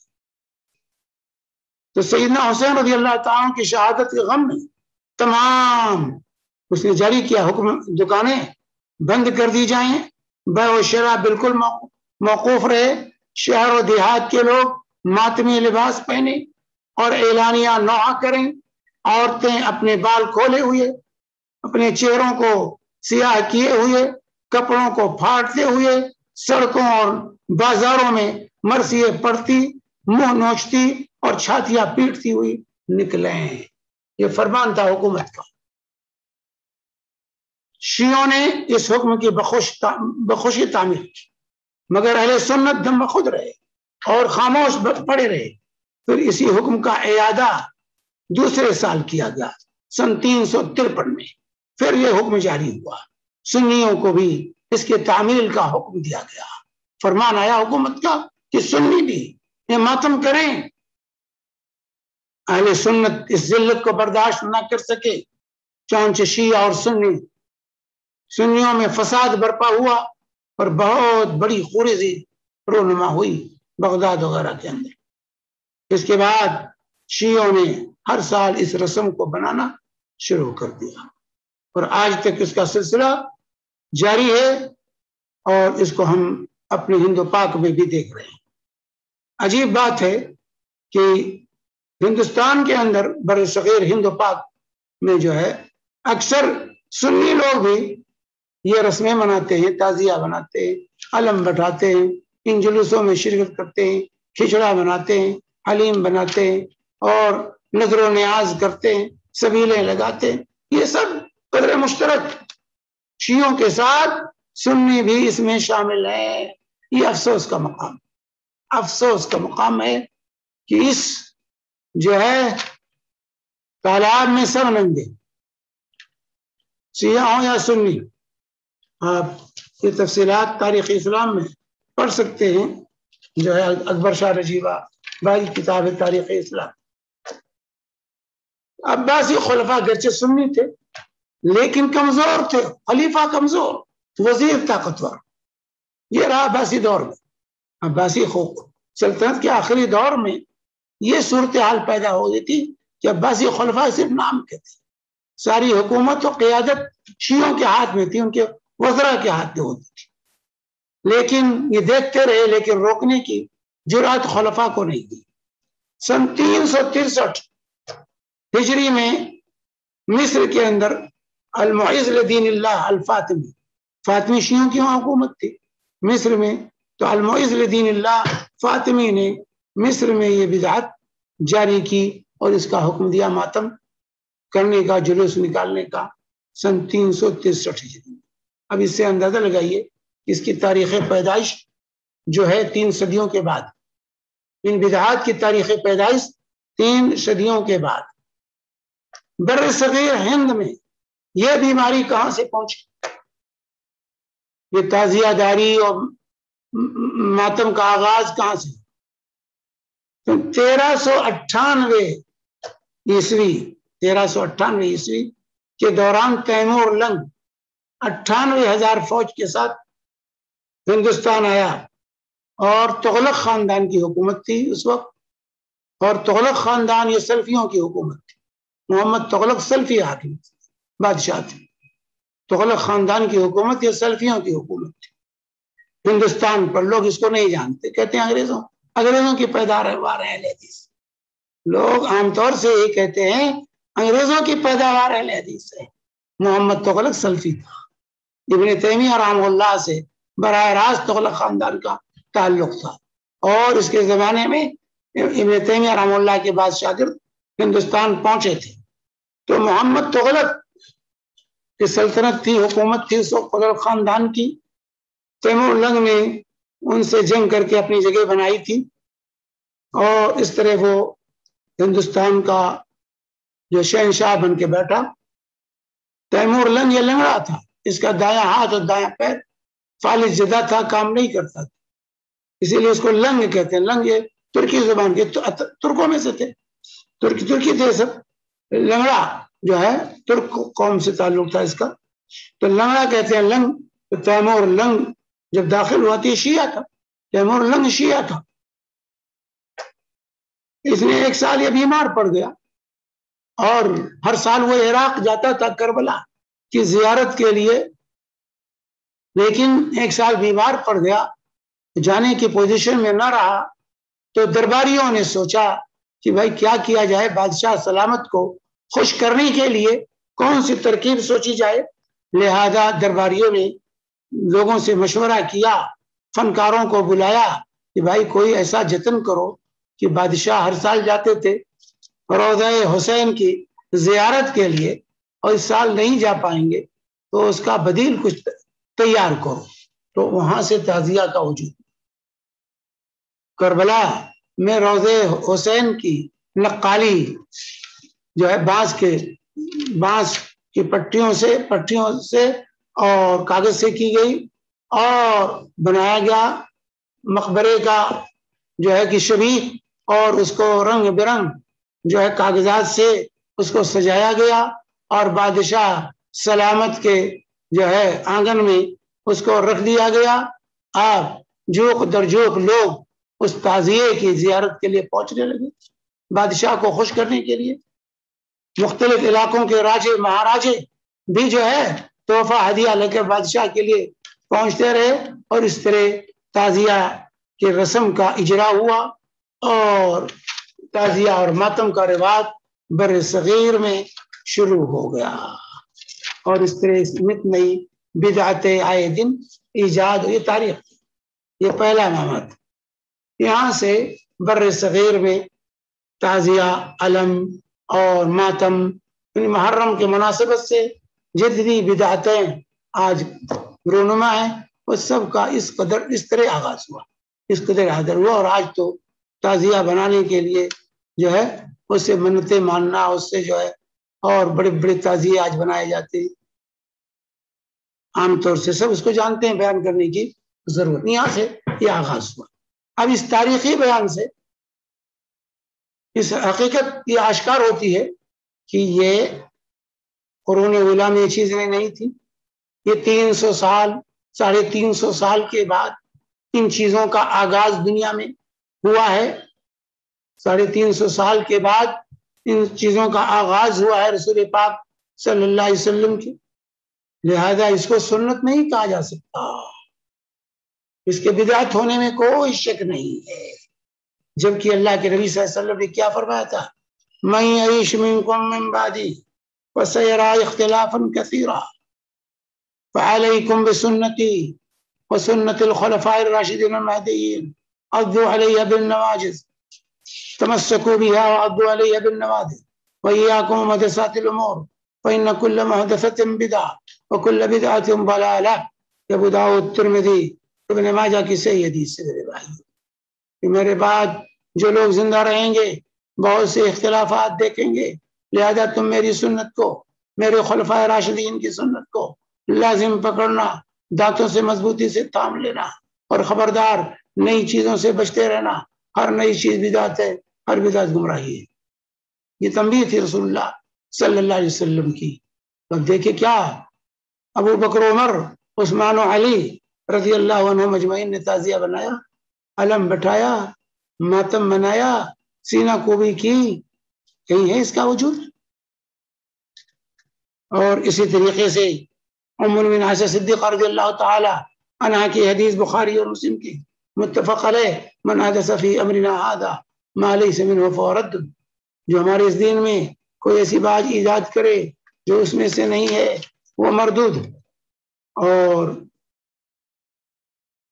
اس طریقے سے میرے بھائیو بدعات اور خرافات سے اللہ کے نبی صلی اللہ علیہ وآلہ وسلم نے امت کو منع فرمایا، لیکن آج اپنے آپ کو سنی کہنے والے ان بدعات اور خرافات میں مبتلا ہیں، اور نبی سے محبت کا دعویٰ بھی ہے، اپنے آپ کو اہل سنت بھی کہتے ہیں، لیکن ہمارے اعمال اہل بدعت کے ہیں، بدعتوں میں گرفتار ہیں۔ سنی مسلمانوں کو چاہیے ہوش میں آئیں، ہوش میں آئیں۔ اسی طریقے سے اس کی بدعیت واضح ہو گئی کہ یہ تمام کام بدعی امور ہیں۔ اسی طرح اگر ایک ایک بدعت کا ہم جائزہ لیں تو میرے بھائی وقت لمبا ہوگا۔ صرف آخری بات اس سلسلے میں کہوں، باقی انشاءاللہ آئندہ دیگر باتیں آئیں گی، کہ جو ہے اسلام میں کیا آہو بکا اور ماتم کسی کی وفات پر جائز ہے؟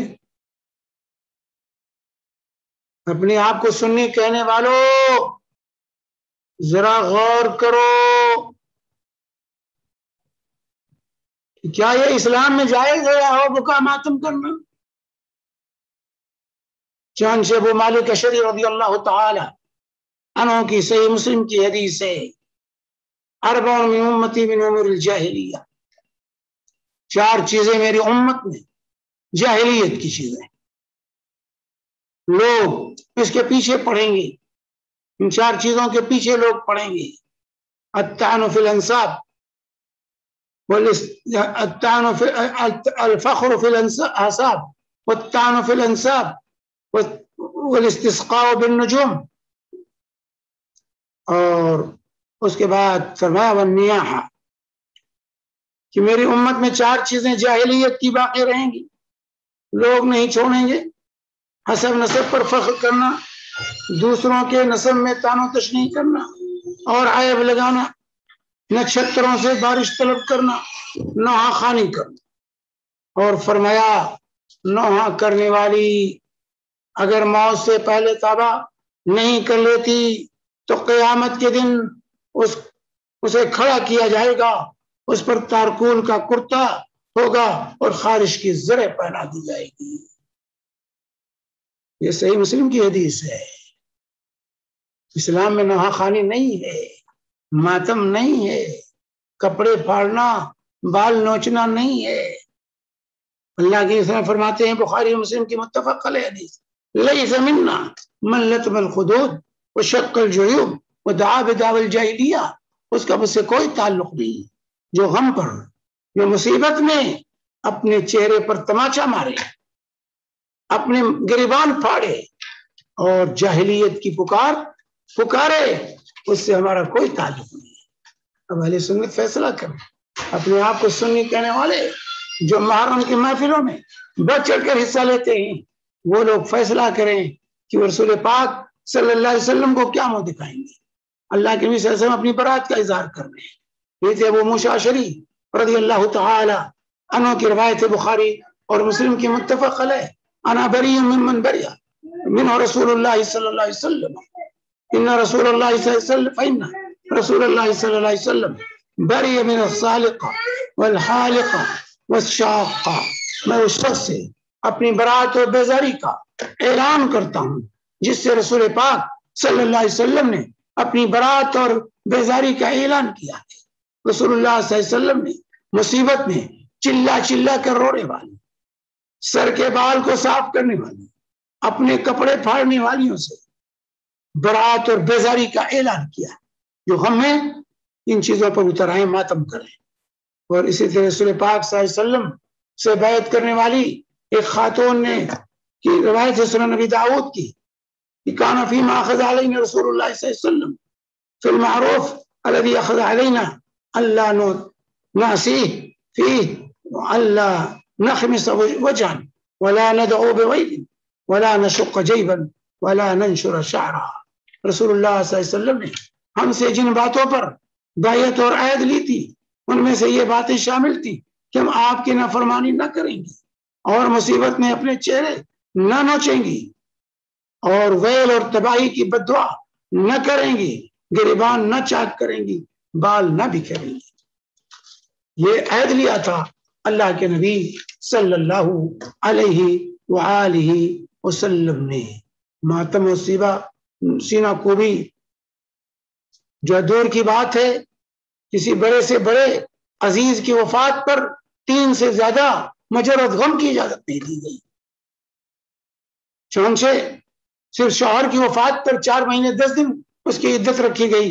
ام عطیہ رضی اللہ تعالی عنہ بیان کرتی ہیں بخاری اور مسلم کی متفق علیہ حدیث ہے کہ كنا ننهى ان نعد على میت فوق 3، کہ ہمیں منع کیا جاتا تھا کہ ہم 3 دن سے زیادہ کسی میت پر غم منائیں، الا على زوج 14 و10، اللہ کی شوہر ہے تو اس کے لیے 4 مہینے 10 دن کی عدت ہے، یہ غم کا دن ہے، ورنہ کسی کی وفات پر 3 دن سے زیادہ غم کھانے کی اجازت نہیں دی گئی ہے۔ یہ بخاری مسلم کی روایت سنی ہو تو اس کو پڑھو اور سنو اور دیکھو کہ ہمارا طرز عمل کیا، سنیوں کا طرز عمل کیا، ہم اہل سنت تھے یا ہم اہل تشیع ہو گئے ہیں۔ اسلام میں کسی کی پیدائش اور وفات کی یادگار منانے کی اجازت نہیں رہی، سلف سے اس کا کوئی ثبوت نہیں ملتا، بدعت اور دوسری قوموں کی تقلید ہے۔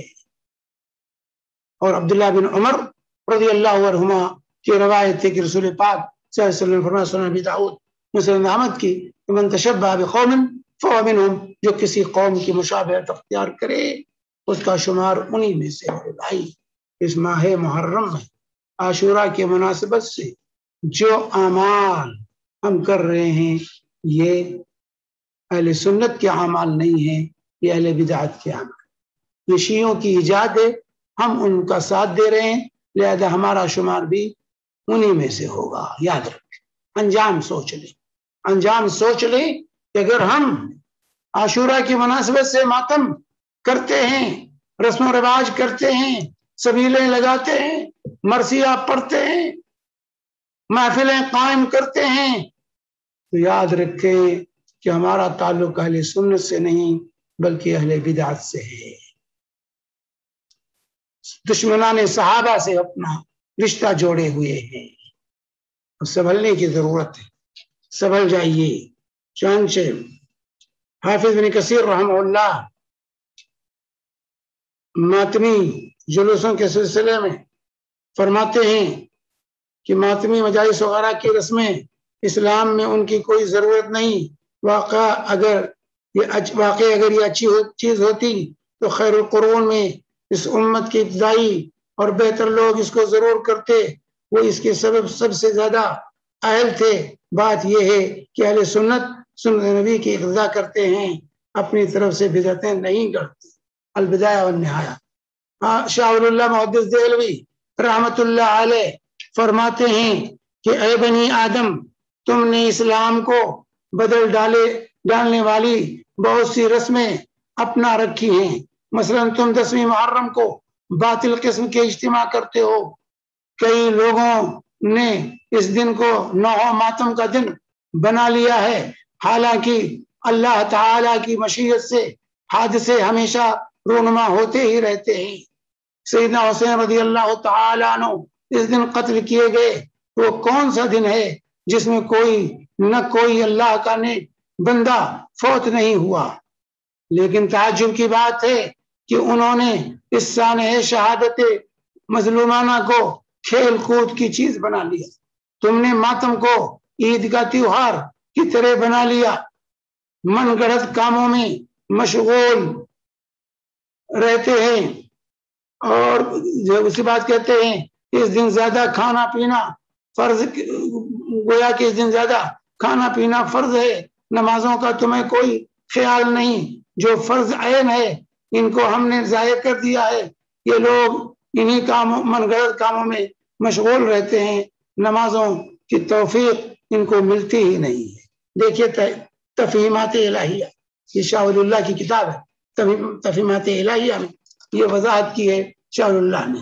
آئیے اسی طریقے سے شاہ اسماعیل شہید رحمہ اللہ صراط مستقیم میں ہے، فرماتے ہیں کہ پاک و ہند جو ہے ترجمہ ہے اس کا کہ ہند میں تعزیہ سازی کی جو بدعت رائج ہے یہ شرک تک پہنچاتی ہے، کیونکہ تعزیہ میں سیدنا حسین کی قبر کی شبیہ بنائی جاتی ہے اور پھر اس کو سجدہ کیا جاتا ہے، اور وہ سب کچھ کیا جاتا ہے جو بت پرست اپنے بتوں کے ساتھ کرتے ہیں، اور ان معانی میں یہ پورے طور پر بت پرستی ہے۔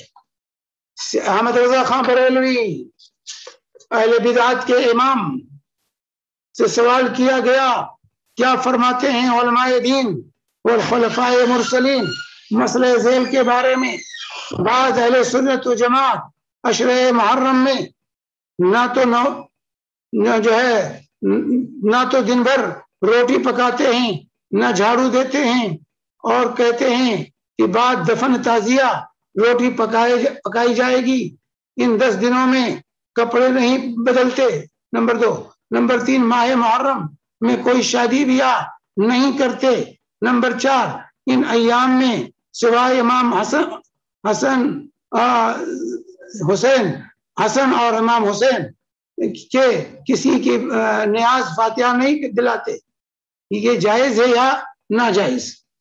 تو اس سوال کے جواب میں اہل بدعت کے امام احمد رضا خان فرماتے ہیں کہ پہلی تینوں باتیں سوگ ہیں، سوگ حرام ہے۔ پہلی تینوں باتیں جو یہاں بیان کی گئی ہیں، پہلی بات بیان کی گئی ہے کہ تعزیہ، کہ جو ہے لوگ کھانا روٹی نہیں پکاتے جب تک تعزیہ دفن نہ ہو جائے۔ نمبر 2، 10 دنوں میں کپڑے نہیں بدلتے، ماہ محرم میں کوئی شادی بیاہ نہیں کرتے۔ تو کہتے ہیں یہ پہلی تینوں باتیں سوگ ہیں اور سوگ حرام ہے، یہ خود ان کے امام کا فتویٰ ہے۔ اور چوتھی بات یہ جہالت ہے، واللہ عالم۔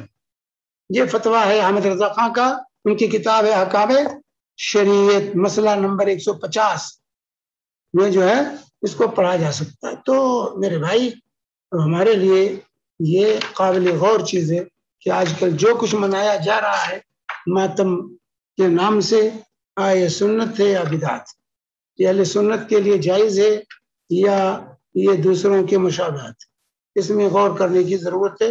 انشاءاللہ جو ہے آئندہ اور باتیں آپ کے سامنے آئیں گی۔ اللہ تعالیٰ سے دعا ہے کہ رب العالمین ہمیں اور آپ کو جو ہے سنت کو سمجھنے کی اور سنت کے مطابق زندگی گزارنے کی توفیق عطا فرمائے۔ اللہ تبارک تعالیٰ ہمیں بدعات اور خرافات سے محفوظ رکھے۔ وصلی اللہ علی نبینا محمد وعلی آلہ وصحبہ وسلم. جزاک اللہ خیر شیخ، کافی مفید، کافی مسکنسیپشنز جو تھے اور کافی بدعات آپ نے گنوائے. کافی چیزیں ہمارے معاشرے میں ہم دیکھتے ہیں، لائیو دیکھتے ہیں، اور اللہ ہمیں ان سے دور رکھے اور ہمیں اپنی پناہ میں رکھے. جزاک اللہ خیرن. سوالات لیتے ہیں جو زوم پہ ہیں، ان سے گزارش ہے کہ اپنے سوالات، اگر جینٹس ہیں تو بہتر ہوگا کہ اگر آپ ہاتھ ریز کر کے سوال کریں، اور اگر خواتین ہیں تو ٹائپ کر کے سوال کر سکتی ہیں. اور یوٹیوب پہ مجیب بھائی اگر آپ لے سکیں تو بیٹر رہے گا، نہیں تو مجھے دوسرے موبائل سے لاگ ان کرنا پڑے گا کیونکہ میں کافی دور ہوں، اب نیٹ ورک کا تھوڑا ایشو ہے.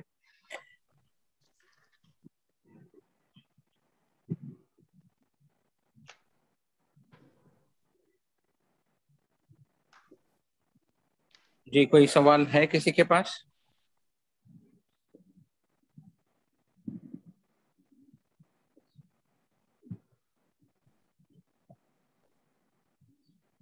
ماشاء اللہ، اچھی بات ہے بہت. آج سوال نہیں، الحمدللہ ایک حساب سے اچھا ہے.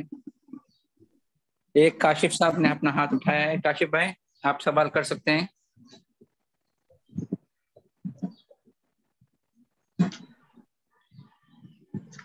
کاشف بھائی آواز نہیں جو ٹھیک ہے.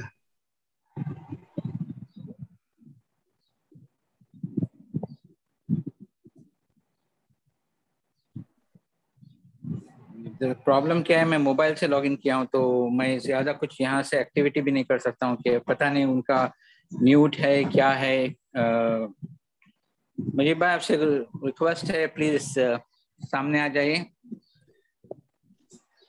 اور لیپ ٹاپ سے اس کو کنٹرول کیجیے. اس کے پیچھے ہوں. جی آ رہا ہوں.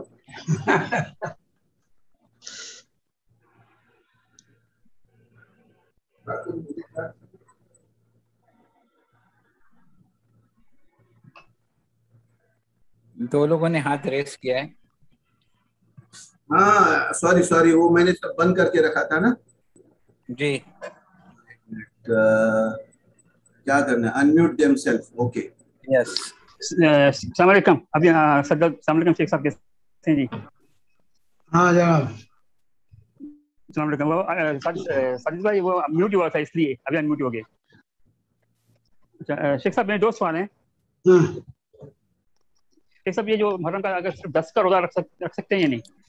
صرف 10 کا عاشورہ کا روزہ پھر صرف 10 تاریخ کا رکھ سکتے ہیں، جائز ہے، لیکن بہتر ہے کہ 9ویں یا 10ویں 2 دن رکھیں.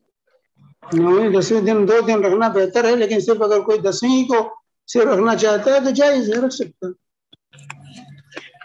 کیونکہ شیخ صاحب وہ ڈیوٹی کا حساب ہوتا ہے ہاں تو پھر وہ 8 سے 6 تک ہوتی ہے تو پھر وہ مشکل ہوئی تھی. تو پھر اگر 10ویں اور 11ویں رکھ لیجیے نا. رکھنا تو 9 نہیں رکھ سکتے تو 10 رکھیے اور 11 رکھ لیجیے. 11 جمعہ آ رہا ہے، جمعرات جمعہ. جی بدھ جمعرات پڑھ رہا ہے اس سال، بدھ جمعرات پڑھ رہا ہے. تو پھر ڈیوٹی کا دن ہاں تو آپ پھر بھی ڈیوٹی کا دن آ گئے. ہاں تو ایک رکھ لیجیے، کوئی بات نہیں. ٹھیک ہے. اور دوسرا سوال میں نے شیخ صاحب یہ سنا تھا، میں نے کہیں کسی میں کلپ سنی تھی کہ جب ہم لوگ یہ سبحان ربی الاعلیٰ سبحان ربک العظیم پڑھتے ہیں نا تو بول رہے تھے سبحانک ربی الاعلیٰ پڑھنا ہے. سبحان ربی الاعلی جو الفاظ مشہور الفاظ وارد ہیں وہ جو ہے وہ سبحان ربی الاعلی، سبحانک اللہم و بحمدک اللہم اغفر لی، سبحانک اللہم و بحمدک اللہم اغفر لی، یہ بھی وارد ہے سجدے کی دعا میں. تو وہ بول رہے تھے سبحانک ربی الاعلیٰ سے پڑھنا ہے، سبحانک ربی الاعلیٰ. واللہ عالم، اس لفظ کے بارے میں نہیں معلوم، لیکن سبحان ربی الاعلی اصل لفظ ہے. اور دوسری دعا ہے سبحانک اللہم ربنا و بحمدک اللہم اغفر، یہ بھی صحیح نہیں پڑھ سکتے.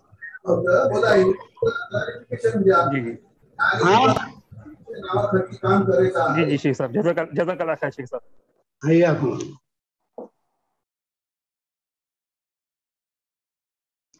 السلام علیکم. وعلیکم السلام ورحمۃ اللہ. تاریخ ذرا کنفرم کر کے بتائیں, یہ کیلنڈر کچھ اور بتا رہا ہے. اور ہاں کیلنڈر رویت کا اعلان ہوا, سعودیہ نے رویت کا اعلان کیا ہے. کیلنڈر ایک دن آگے, کیلنڈر ایک دن آگے. اچھا اچھا.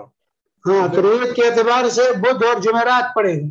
بدھ 9ویں تاریخ ہے, جمعرات 10ویں تاریخ ہے. کیلنڈر کے اعتبار سے منگل اور بدھ پڑ رہا ہے, لیکن رویت کا اعلان ہوا کہ رویت کیلنڈر کے خلاف ہے. اچھا جزاک اللہ خیر. حیاکم اللہ, بارک اللہ.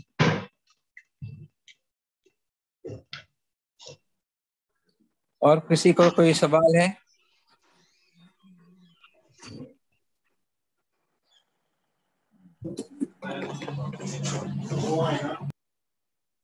جی یہاں پہ مجھے یوٹیوب پہ میں نے لاگ ان کیا ہے دوسرے موبائل سے. ابو اریب آپ سوال کر سکتے ہیں جب تک میں یوٹیوب میں چیک کر لیتا ہوں. السلام علیکم ورحمۃ اللہ. وعلیکم السلام ورحمۃ اللہ وبرکاتہ. کے بارے میں پوچھنا تھا کہ دعا جو ہے اللہ کے نزدیک دعا سے سب سے زیادہ اس سے بہتر کوئی عمل نہیں, یہ روایت کیسی ہے؟ دعا کیا روایت ہے؟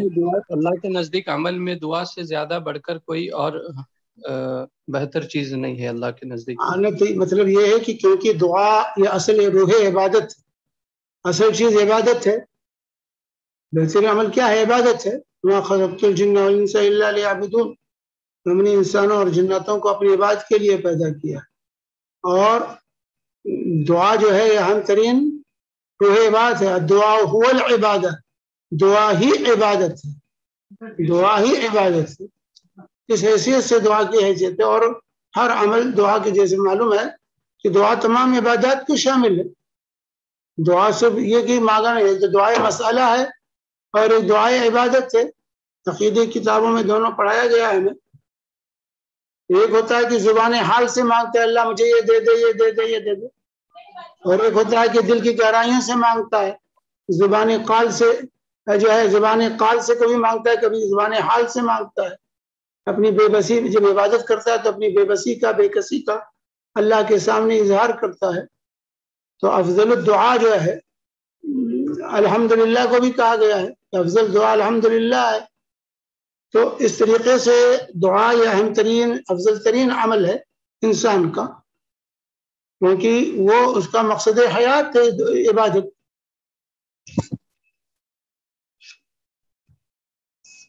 ابھی نہا کے کھاتے کہ تو نرم پڑتے تو کٹا 2 دن سے سوچتا ہوں. جی اور کچھ سوال ہے؟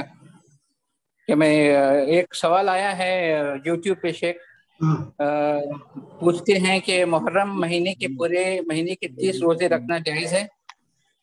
نہیں, پورے مہینے کے 30 روزے نہیں رکھنا چاہیے, کیونکہ عملاً. شیخ آپ کا مائک لیجئے, شیخ مائک.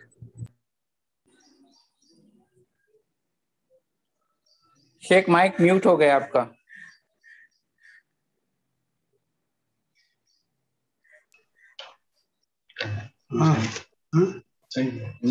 جی ابھی آواز آ رہی ہے؟ اب آواز ہاں. تو میں یہ کہہ رہا تھا کہ سوال کیا تھا؟ پورے مہینے کے روزے رکھنے. پورے مہینے کا روزہ, پورے مہینے کا روزہ رکھنا بہتر نہیں, کیونکہ رسول اللہ صلی اللہ علیہ وسلم کے عمل سے ثابت نہیں ہے.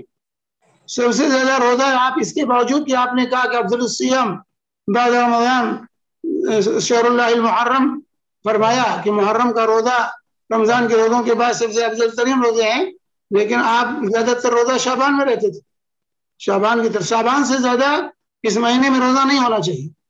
شعبان سے زیادہ اس مہینے میں روزہ نہیں ہونا چاہیے, جیسا کہ شیخ العثیمین اور دیگر علماء نے اس کی وضاحت کی ہے کہ جو ہے گرچہ اس مہینے میں روزہ افضل ترین ہے, لیکن رسول پاک صلی اللہ علیہ وسلم کا جو عمل ہے وہ شعبان میں زیادہ روزہ رکھنے کا ہے. اس لیے شعبان سے زیادہ اس مہینے میں روزہ نہیں رہنا چاہیے. اللہ کے نبی صلی اللہ علیہ وسلم نے رمضان کے علاوہ کسی بھی مہینے کا پورا روزہ نہیں رکھا ہے, جیسا کہ عائشہ صدیقہ رضی اللہ تعالی عنہا کی حدیث ہے کہ ما رأیت رسول اللہ صلی اللہ علیہ وسلم جو ہے صام شہر کاملا الا رمضان, رمضان کے بعد کسی مہینے کا پورا روزہ آپ نے نہیں رکھا تو شعبان محرم کا پورا روزہ نہیں رکھیں گے. کثرت سے روزہ رکھ سکتے ہیں لیکن پورے مہینے کا روزہ یا شعبان سے زیادہ روزہ اس مہینے میں اہتمام نہیں کریں گے.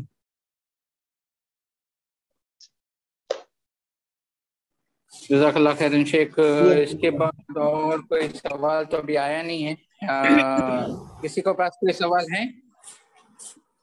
محرم کے بارے میں سوال نہ ہو تو کس کے بارے میں رہے گا؟ حالانکہ وہ بہت یہ ٹاپک ہے لیکن پتہ نہیں کیوں خیر ویسے بھی پبلک تک اعلان پہنچ نہیں پایا برابر اس ہفتے کیونکہ نیٹ ورک کے ایشو سے سمیر نے سب جگہ اعلان برابر نہیں کیا ہے اور بزی بھی تھا وہ. تو ایک حساب سے وہ کیا کہہ سکتے ہیں.